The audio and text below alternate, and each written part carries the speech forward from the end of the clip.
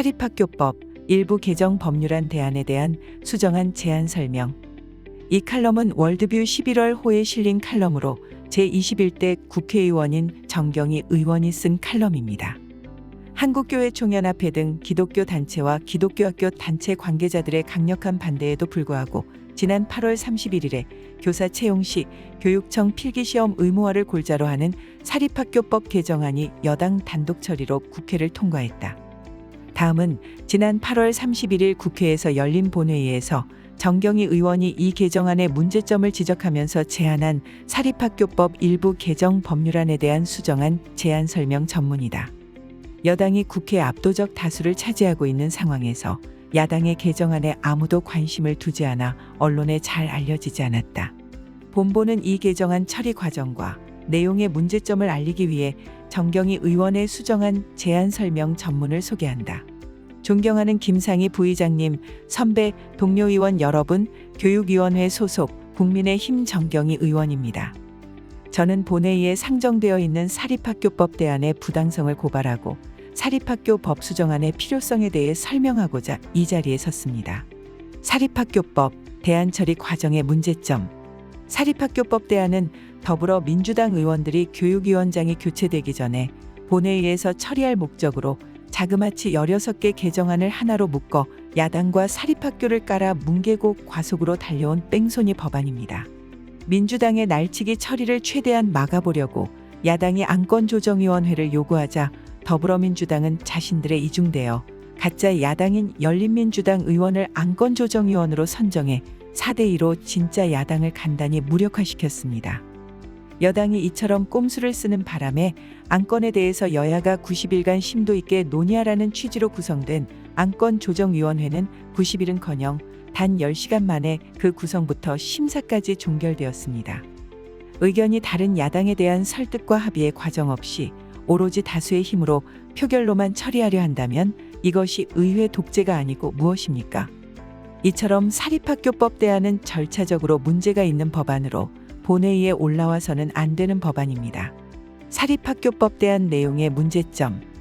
이 사립학교법 대안은 처리 절차도 문제였지만 법안의 내용은 문제가 더 심각합니다.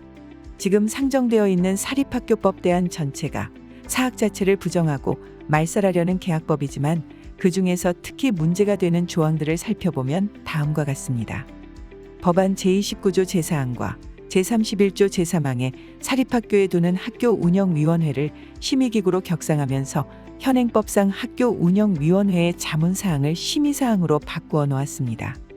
법안 제53조 2 제11항을 신설하여 사립학교 교원의 신규 채용 시 의무적으로 시도교육청에 위탁하여 필기시험을 치르도록 하고 있습니다. 법안 제70조 24, 제70조 25, 제70조 26 등은 교육청이 사립학교 사무직원의 징계까지 일일이 간섭할 수 있도록 하고 있습니다. 이러한 조항들은 일부 사학의 비리를 개선하자는 것이 아니라 사학 자체를 부정하고 말살하려는 것입니다. 사립학교법 대안의 문제점을 좀 더 구체적으로 살펴보겠습니다. 우선 이 대안은 본회의에 상정된 초중등교육법 대안과 함께 사립학교를 정치화시키고 있습니다. 현재 자문기구인 사립학교의 학교운영위원회를 학교에 직접적인 영향력을 발휘할 수 있는 심의기구로 만들겠다고 합니다. 학교운영위원회가 어떤 역할을 하는지 의원 여러분 알고 계십니까? 학교운영위원회는 초중등교육법에 따라 학교마다 설립되는 위원회로 학교 헌장과 학칙의 제정 또는 개정, 학교의 예산과 결산, 학교 교육과정의 운영 방법 등 학교 운영의 주요 사항을 심의하는 중요한 역할을 하고 있습니다. 의원님 여러분, 학교운영위원회의 기초의원, 광역의원 등 정치인이 얼마나 있는지 아십니까? 기초의원, 광역의원의 27%가 학교운영위원회 위원을 하고 있습니다. 경기는 40%를 넘고 인천은 50%를 넘습니다. 학교운영위원회에 참가함으로써 학부모들과의 유대를 강화할 수 있고 학교 운영에 참여해 자신의 영향력을 확대할 수 있기 때문입니다. 이런 상황에서 사립학교의 학교운영위원회가 심의기구로 격상되면 학교는 배움의 장이 아니라 정치의 장이 될 게 뻔하고 학교는 정치투쟁에 휘둘려 자율성을 잃고 말 것입니다. 또 이 대안은 사립학교의 자율성을 심각하게 훼손하고 있습니다. 국가가 재정적으로 어려울 때 개인의 재산을 출연해 설립한 사립학교들은 학교마다 권하기념에 따라 학교를 운영하며 지금까지 우리나라의 교육 발전과 인재 양성에 크게 기여해 왔습니다.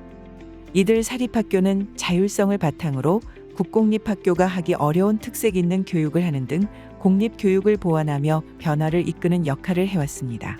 이들 사립학교의 교원은 기존 사립학교법에 따라 이미 투명하게 공개 채용을 하고 있습니다.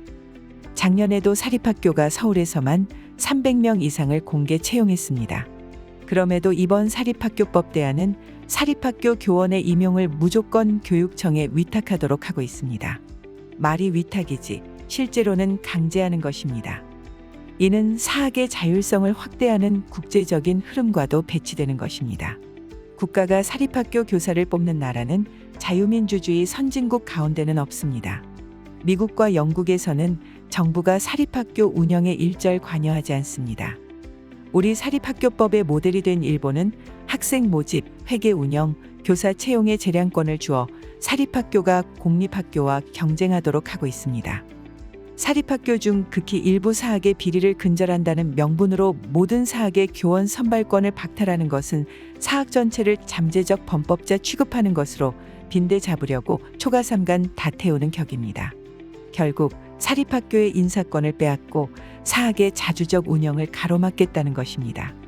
사학의 비리에 대해서는 현행법으로도 형사처벌이 이뤄지고 있으며 임시이사 선임을 통해 경영 주체를 변경하거나 행정적, 재정적 제재를 통해 불이익을 주고 있습니다. 따라서 사립학교의 교원 채용 과정에 문제가 있다면 그 사립학교에 대해 일벌백계로 처벌해서 비리를 근절하면 될 일입니다. 그리고 무엇보다도 이 대안대로 교원 채용을 교육청에서 한다 한들 공정한 채용이 이루어진다고 보장할 수 없습니다. 조희연 서울시 교육감 사례를 보십시오. 특별채용 과정에서의 불법 행위가 감사원 감사에 적발되어 현재 공수처 1호 사건으로 수사를 받고 있지 않습니까? 조희연 서울시 교육감은 2018년 교육감 선거 과정에서 자신을 도운 전교조 출신 해직 교사 등 5명을 부당하게 특별 채용한 혐의를 받고 있습니다. 감사원에 따르면 조 교육감은 교육감 선거 직전인 2018년 4월 전교조 서울지부로부터 해직 교사 5명을 채용해달라는 요구를 받고 재선된 직후인 7월에 채용 담당 부서에 특별 채용을 검토하라라고 지시했습니다. 교육청 담당자와 국장, 과장, 부교육감 모두 법에 어긋난다. 직권남용으로 수사받을 수 있다라며 반대하자 이들을 배제하고 특별 채용안을 단독 결재했습니다. 이후 채용에 관여할 권한이 없는 전교조 간부 출신 비서실장에게 실무를 맡겼고 비서실장은 담당 부서 국장, 과장이 심사위원을 정하게 돼 있는 기존 절차를 무시하고 자신과 친분 있는 인사들을 포함한 특별채용 심사위원회를 꾸리는 등 특별채용을 관철시켰습니다. 특채된 5명은 2019년 1월 서울 시내 중고교 교사로 임용됐습니다. 채용된 5명 중 4명은 2008년 서울시 교육감 선거 때 친정교조 후보에게 선거 자금을 주고 조직적 선거 운동을 한 혐의로 대법원에서 벌금형을 받고 퇴직한 교사들이고 다른 1명은 2002년 대선에서 특정 후보에게 부정적인 인터넷 댓글을 달아 선거법 위반으로 퇴직한 교사입니다. 이러한 조희연 교육감의 행위는 자신의 교육감 선거 재선에 도움을 준 세력에 이른바 보훈을 하기 위해 불법을 저지른 것으로 시험, 임용에 관해 고의로 방해하거나 부당한 영향을 주는 행위를 금지한 국가공무원법 44조를 위반한 것이라 할 수 있습니다. 어제 열린 공수처 공소심의위원회는 조희연 교육감의 해직 교사 부당 특별채용 혐의에 대해 유죄로 판단, 기소를 의결했습니다.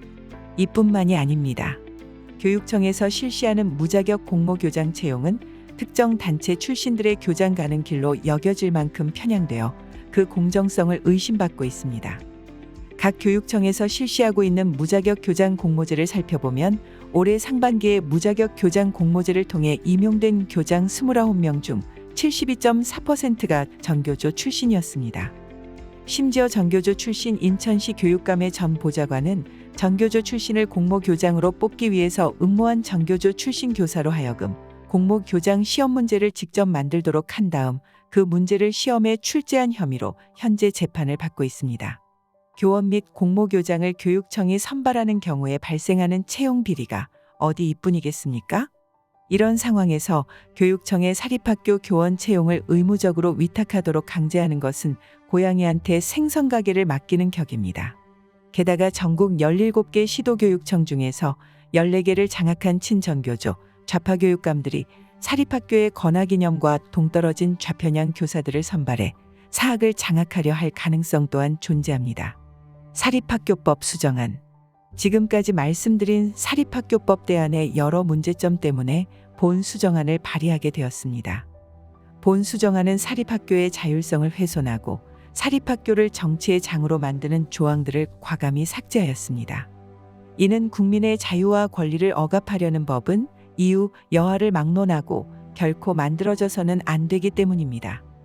본 수정안은 사립학교의 학교운영위원회를 심의기구로 격상하는 조항을 삭제하여 학교운영위원회는 그대로 자문기구로 두도록 하였습니다. 교육청이 사립학교 사무직원의 징계권까지 일일이 간섭하려는 조항들도 삭제했습니다.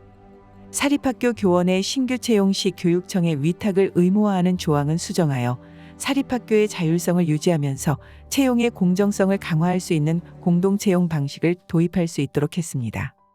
우리 대한민국 헌법은 제31조 사항에서 교육의 자주성을 보장하고 있습니다. 그러므로 극소수 사학의 비리를 내세워 사립학교의 자율성을 빼앗고 자주적 운영을 가로막아 사학을 말살하려는 사립학교법 대안은 위헌입니다. 이 위헌적인 사립학교법 대안에 과감히 반대하시고 대신에 사립학교의 자율성을 보장하고 사립학교가 제 역할을 다할 수 있도록 하는 본 수정안에 선배, 동료 의원님들께서 찬성 표결해 주실 것을 부탁드립니다. 감사합니다.